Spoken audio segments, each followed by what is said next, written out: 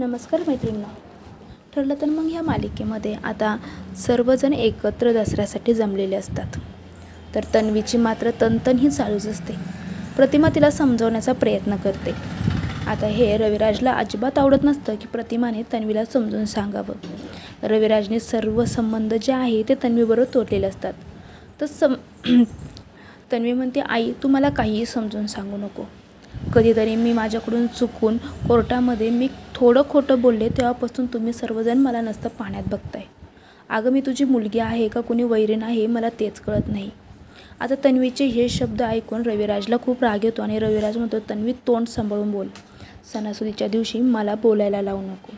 घरात सर्वजण जमलेले आहे. सणाचा दिवस चांगल्या प्रकारे साजरा होऊ दे. तर सायली पुढे येते, म्हणते रविराज काका तुम्ही शांत व्हा ना, तुम्ही अशी चिडचिड करू नका. आणि ती तन्वीला म्हणते तू पण शांत हो. तर तन्वी म्हणते तू शांत हो हे सांगणारं तू कोण आहेस? तुझा आणि माझा काहीही संबंध नाही, त्यामुळे माझ्या वडिलांच्या आणि आईच्यामध्ये तू बोलायचं नाही. तर आता प्रतिमा म्हणते तन्वी जरा तोंड सांभाळून बोल. तर तन्वी आता लगेच राग तिच्या रूममध्ये निघून जाते.